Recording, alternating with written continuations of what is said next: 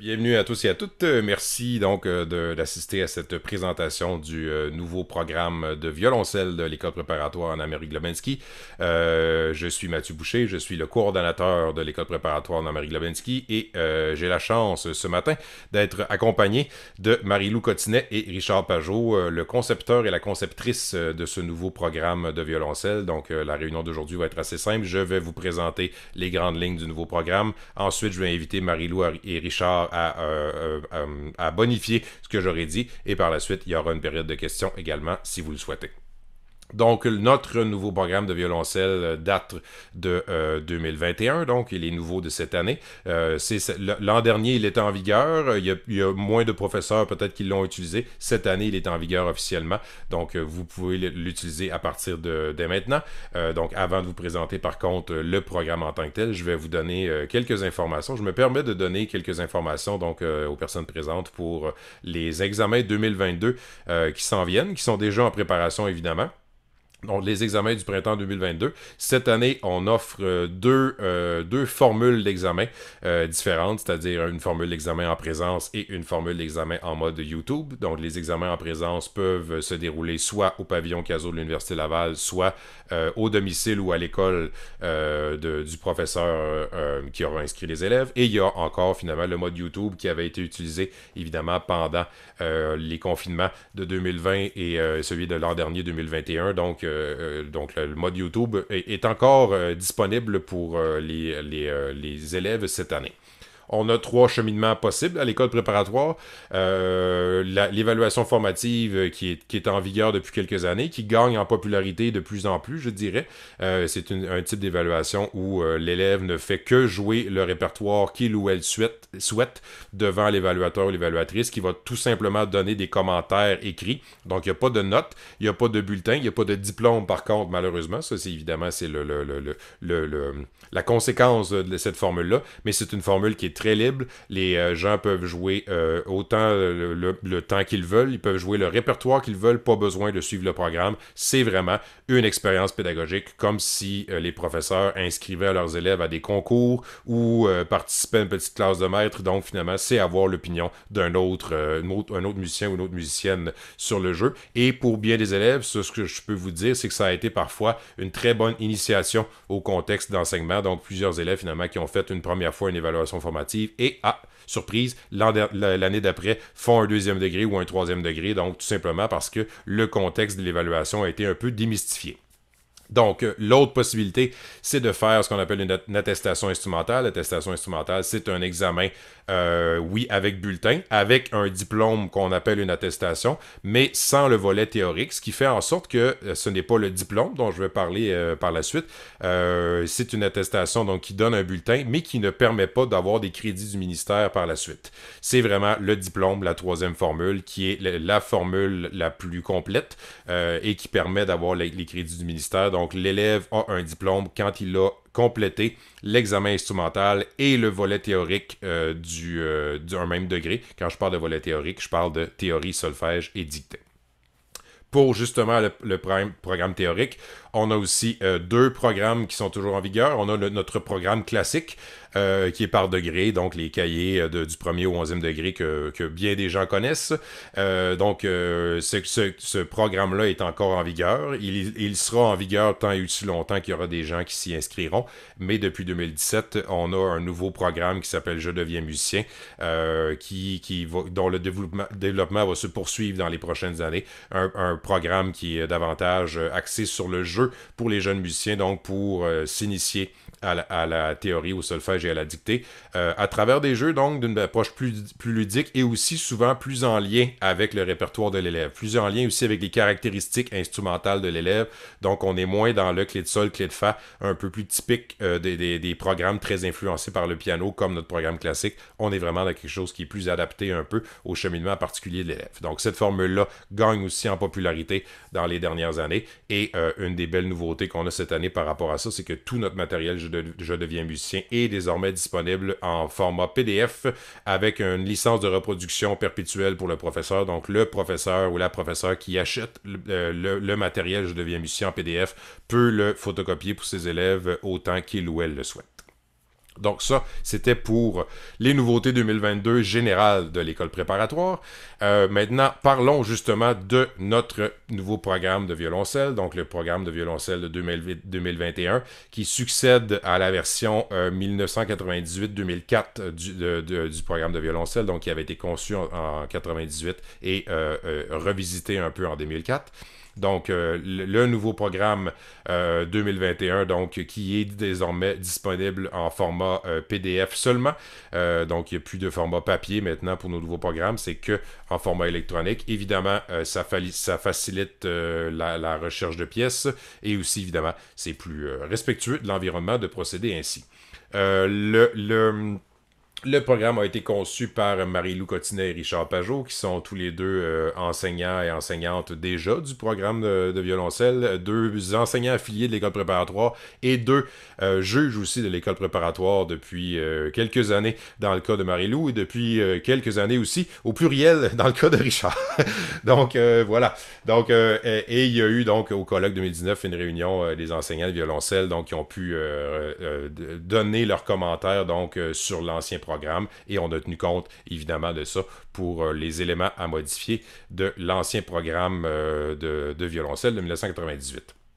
Donc, dans l'ancien programme, des éléments qui étaient à modifier, ça, je le dis aussi, je le répète en fait, puisque je l'ai dit aussi plus tôt également pour le programme de violon, éléments à modifier ne veut pas dire choses à corriger, grande erreur, quoi que ce soit. C'était tout simplement que, bon, évidemment, ça évolue, l'enseignement de la musique, ça évolue, les programmes évoluent aussi, et bon, là, on a fait un nouveau programme en souhaitant modifier certaines choses de l'ancien programme de violoncelle, et je suis convaincu que dans quelques années, peut-être en 2030, quelque chose, on aura éventuellement une réunion où il y aura le nouveau programme de violoncelle 2034 qui commencera par voici les choses qu'il fallait corriger du programme de 2021. C'est comme ça avance et c'est tout à fait normal. Dans l'ancien programme, donc, il n'y avait pas de degré préparatoire et pour certains élèves, le saut pour arriver au premier degré était assez élevé. Ça, c'est un petit souci qu'on avait aussi avec le programme de violon. C'est que malheureusement, parfois, pour certains enfants, ça prenait plus qu'un an faire le premier degré, ce qui fait en sorte que parfois ce n'est pas quelque chose qui est souvent ça peut créer un clash dans la tête de l'élève d'avoir besoin de plus qu'un an pour faire une première année. Ça ne fonctionne pas du tout comme ça dans le milieu scolaire, donc on voulait corriger ça. Les programmes étaient longs souvent et il y avait un manque d'arrimage donc avec le programme de violon. Donc ça aussi, on a visé à corriger ça. Quand je dis manque d'arrimage, c'est que évidemment les programmes à l'époque, en 2007 pour le programme de violon et en 98 pour le programme de violoncelle, n'avaient pas été faits nécessairement en équipe, ce qui fait qu'il y avait des caractéristiques des deux programmes qui étaient pas du tout contradictoires, mais qui n'allaient pas nécessairement dans le même sens, c'était pas les mêmes caractéristiques. Et évidemment, il arrive très souvent que dans certaines écoles, donc justement parmi les gens qui sont avec nous aujourd'hui, il y a des gens qui enseignent les deux instruments, il y en a parfois qui sont dans des écoles où les deux instruments sont enseignés. Bien évidemment, c'est sûr que ça va aider les professeurs s'il y a des caractéristiques plus communes entre les deux programmes pour pas qu'il y ait d'éléments pas clairs finalement entre les deux. Donc on a voulu arrimer un peu plus le programme de violon et de violoncelle. Donc, parlons-en de ce nouveau programme de violoncelle. Donc, d'abord, il y a eu donc la création d'un degré préparatoire. Il y a maintenant une meilleure répartition des degrés pour une progression un peu plus douce. Donc, cela dit, c'est une progression, je ne dirais pas plus douce, peut-être pas en apparence, mais on trouve en fait moins d'objectifs à atteindre pour chaque niveau. Par contre, on s'attend à ce que ces objectifs-là soient en bonne voie d'acquisition. Donc, c'est un peu échanger un peu moins de quantité contre, évidemment, un peu plus de qualité. Ça ne veut pas dire que les élèves travaillent moins. Ça veut tout simplement dire qu'on veut avoir quelque chose d'un peu plus solide, donc, pour chacun des degrés. Ensuite, donc, la lecture à vue, ça c'est je dirais une nouveauté du programme de violon, du programme de violoncelle et du programme aussi de guitare populaire. C'est quelque chose dans laquelle je crois énormément. C'est l'allègement de la tâche de lecture à vue pour les premiers degrés. Donc, ça c'est quelque chose qui est démontré en fait dans la recherche, c'est que bon, la lecture à vue, est une tâche qui est très, très, très complexe à demander à des jeunes enfants. Donc, faire de la lecture à vue, ça veut dire d'abord lire la partition, trouver quelle est la note sur la partition, imaginer dans notre tête où cette note-là doit être jouée sur l'instrument et ensuite la jouer sur l'instrument. Donc, il y a comme une espèce de double, voire triple tâche à faire en même temps, en temps réel, rapidement, ce qui fait que malheureusement, ça peut être ça peut être un trop gros défi pour certains enfants. Et ce qui est suggéré, entre autres, pour les premiers degrés, en fait pour les débutants, pour les jeunes enfants, entre autres, c'est de séparer les tâches. Donc, il faut idéalement que l'enfant devienne très fluide dans la lecture de notes sur la partition et aussi très fluide aussi dans l'identification et dans le jeu des notes sur l'instrument, mais pas nécessairement en même temps. Donc, évidemment, la lecture de notes est travaillée dans les programmes naturellement avec le solfège, avec la dictée. Et donc, l'autre partie qui est importante, c'est de trouver les notes sur le violoncelle. Donc finalement, pour le degré préparatoire et pour le premier degré, c'est pour ça que je mentionne des premiers degrés, à l'examen, ce qui va être demandé, en fait, c'est que parmi les notes que l'élève aura dû apprendre, donc dans ses gammes, dans son répertoire aussi, le juge ou la juge va demander des notes que l'élève va devoir jouer sur son instrument. Donc, par exemple, joue-moi un Do, joue-moi un Mi bémol, joue-moi un Sol. On n'ira pas évidemment dans des notes que l'enfant n'aura pas eu à jouer dans son programme ou à préparer, mais ce qu'il faut finalement, c'est de s'assurer que l'enfant n'a pas appris ses pièces un peu en mode automatique, tout simplement en apprenant les mouvements par cœur. On veut que l'enfant soit conscient des notes qu'il joue sur son instrument. C'est pour ça que le juge ou la juge va demander des notes que l'enfant va devoir jouer. Donc évidemment, il va y avoir un travail là-dessus. Qui va on encourage évidemment les professeurs à le faire aussi pendant l'année avec les élèves, à faire ça. Il y a toujours moyen aussi de transformer ça en jeu, compter chaque semaine combien de notes l'élève est capable de nous dire en 1 minute, comptabiliser ça, ça se fait très bien dans le cahier de pratique de l'élève. L'élève ensuite souvent va avoir le réflexe de vouloir battre son score la semaine suivante, donc il y a moyen de développer ça, et ce faisant, donc l'élève va développer sa connaissance vraiment de l'instrument en parallèle avec sa connaissance de la lecture musicale, et ce n'est qu'à partir du 2e degré que là on va mettre les deux tâches ensemble, et là on va retrouver la lecture à vue qui est un peu plus classique. Les gammes et les exercices sont désormais un peu plus en lien avec le cheminement de l'élève et le répertoire, et inversement aussi. C'est-à-dire que là, on a voulu s'assurer que le programme technique et le programme, le programme instrumental, le répertoire de l'élève concordent un peu plus. Et donc, le travail des gammes a été recentré sur la main gauche, donc en simplifiant les coups d'archet par rapport à l'ancien programme. Il y a eu un reclassement donc de certaines pièces qui étaient jugées trop faciles ou trop difficiles pour leur classement précédent.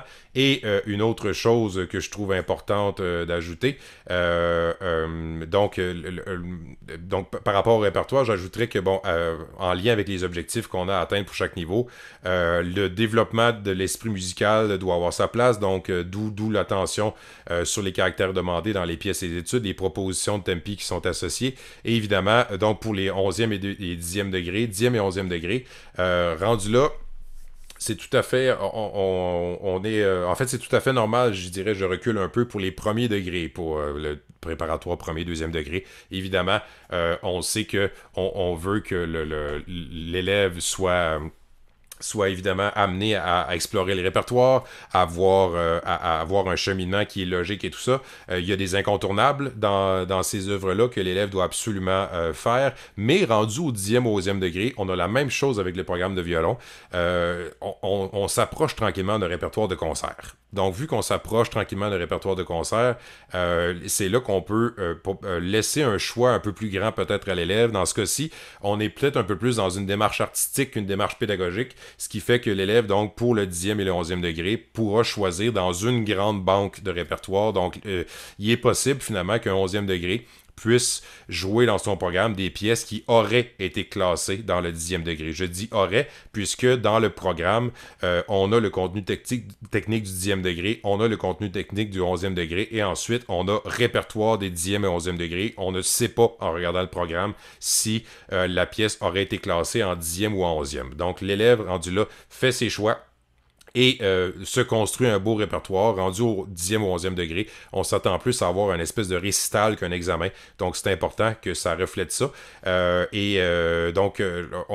a ce choix-là, cette ouverture-là, pour que les élèves puissent avoir une liberté là-dessus. Évidemment, si un élève se retrouve à faire du répertoire, par exemple, qui aurait, je dis bien aurait parce qu'on ne le saura pas nécessairement, aurait été classé en 10e degré, bien évidemment, c'est là qu'on s'entend à ce que ce soit impeccable sur le plan musical. Donc évidemment, dit un peu bêtement, si tu veux jouer ce répertoire-là, fais-nous pleurer. Donc on veut quelque chose de super beau, super mature musicalement, mais il reste quand même que cette maturité musicale-là, cette finesse-là d'interprétation ne rend pas nécessairement le répertoire plus facile que le répertoire qui aurait été choisi autrement.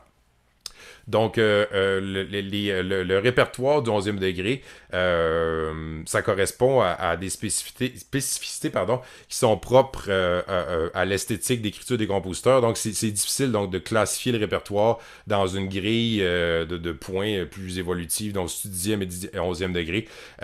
Et donc, les degrés précédents font le tour des aspects techniques qui sont essentiels au violoncelle classique, qui est à la base des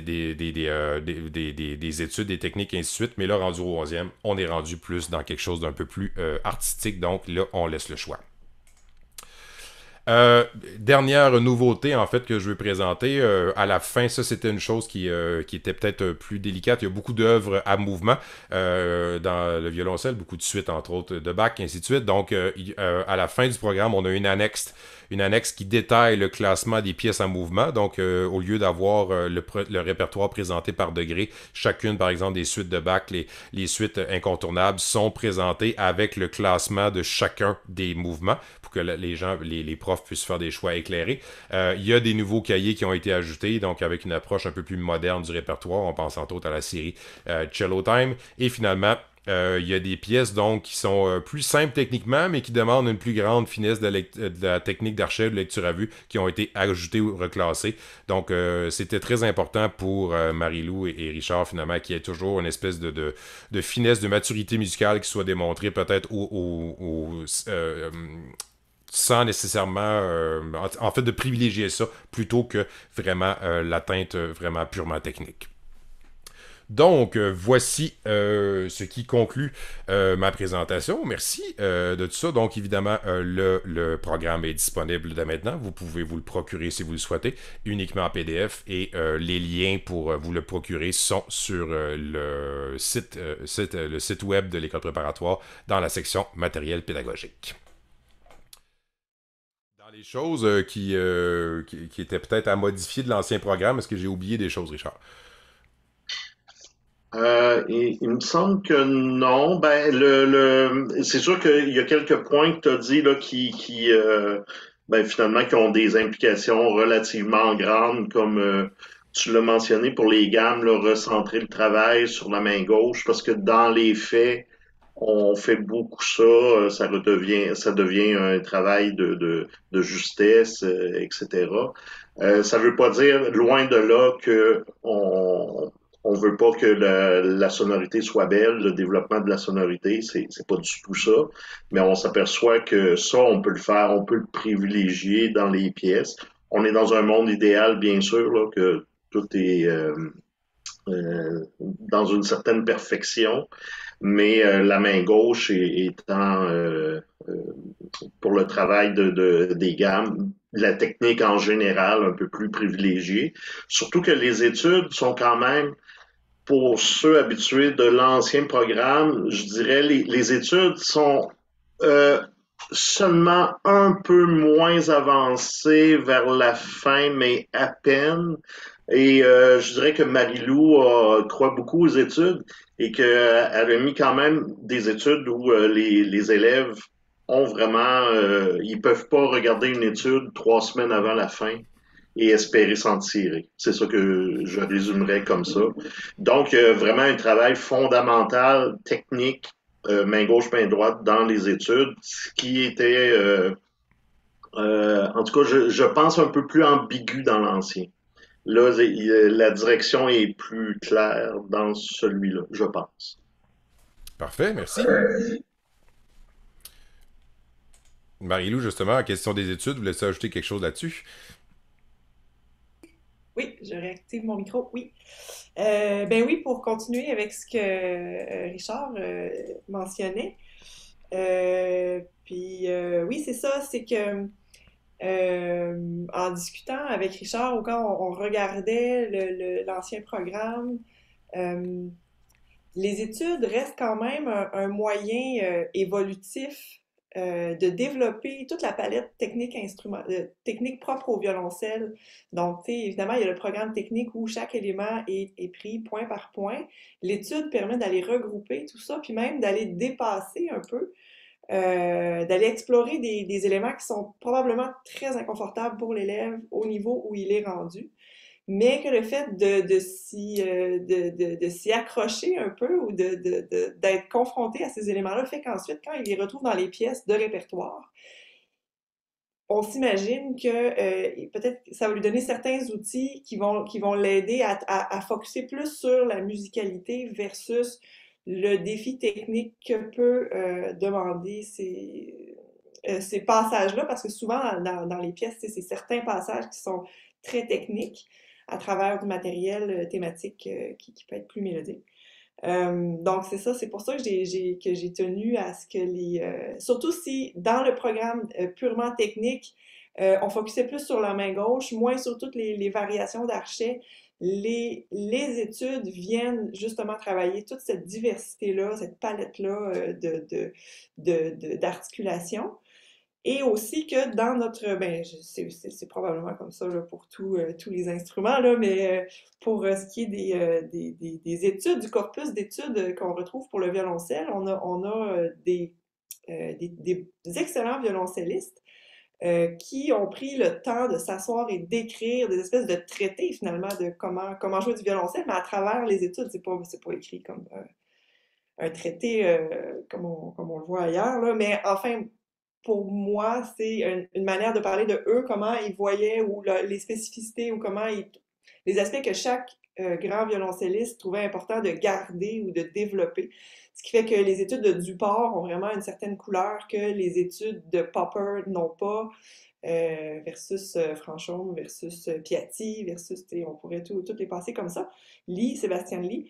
Donc, je trouvais ça très important de les garder, de les mettre dans le cursus d'apprentissage des élèves, de leur faire côtoyer la richesse de l'écriture de ces violoncellistes-là, de même que les possibilités techniques qu'ils nous offrent finalement à découvrir à travers leur écriture.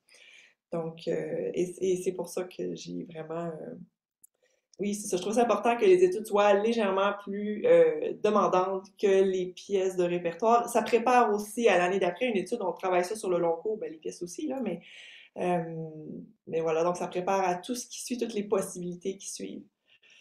Voilà. Merci. Maintenant, est-ce qu'il y aurait des questions? Oui, c'est Gifredo. Oui, bonjour. Mon micro était fermé au début, alors je n'ai pas pu dire bonjour. Et j'ai une question par rapport au cours d'archet, toujours les cours d'archet pour les cordes. Et dans les études, par exemple, est-ce qu'on a une certaine liberté pour choisir le sens d'un extrait? Par exemple, deux fois, ça va bien en poussant ou en tirant, et il arrive que ce n'est pas indiqué dans les études. Est-ce qu'on a une liberté pour choisir ça, nous, les profs?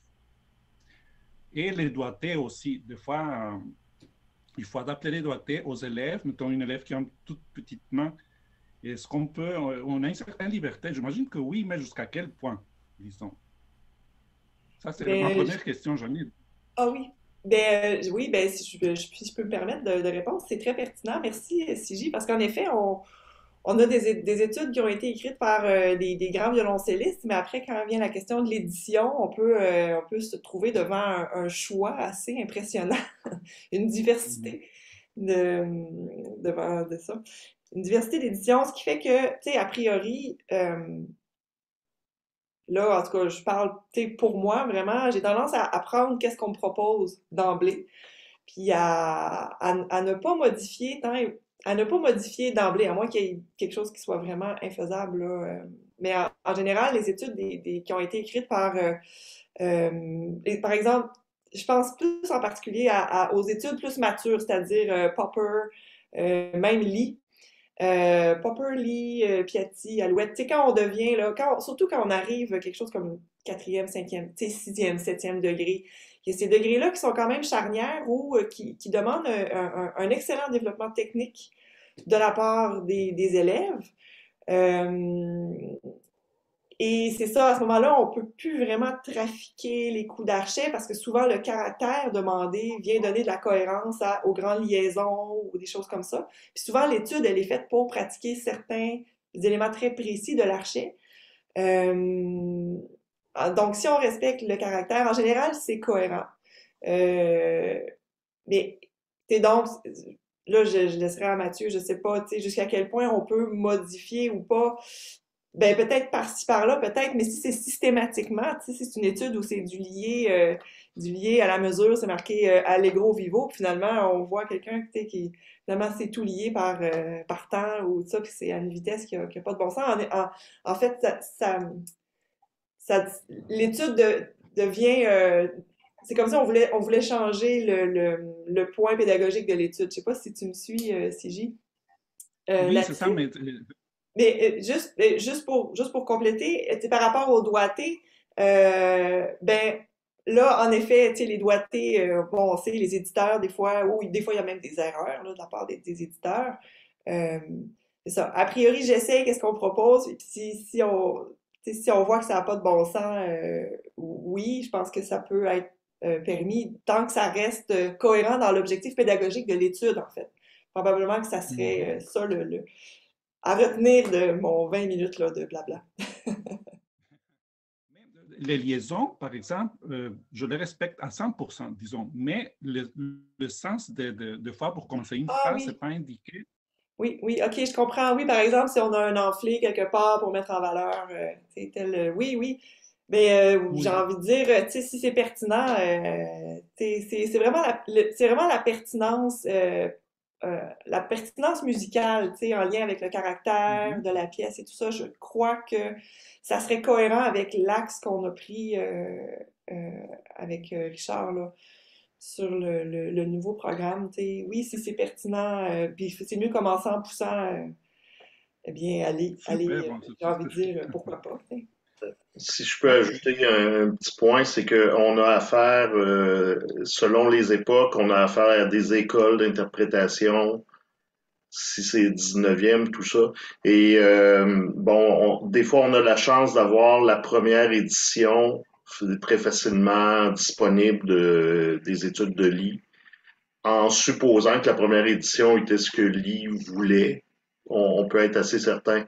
Quand on a quelqu'un qui reprend les études d'un autre, à 75 ans d'intervalle, ben là, on peut avoir, je pense, un problème de, premièrement, tout ce qui est archet, là, ce que nos supposés archets baroques qui étaient joués jusqu'en 1850 par certains, puis d'autres étaient passés aux archets modernes. Donc, on a tout ça qui se côtoie, ce qui fait que peut-être que pour la personne qui a édité en 1860, le coup d'archet en poussant était un équivalent du tiré et vice-versa. Tous ces cas de figure-là, je pense, sont possibles et moi, j'ai plutôt tendance à dire au professeur, ben, à penser que le professeur a fait du mieux qu'il pouvait pour tenir compte de l'aspect musical et du fini que ça allait donner. Moi aussi, ben, dans mes cours, ben, ça arrive que je passe un mois à dire on va pousser ça. Et finalement, ça y est, c'est changé parce que on se rend compte que ça n'a pas d'allure. Mais on le fait dans notre pratique quotidienne, un peu quand on prépare des pièces pour jouer. On change le bac de côté, puis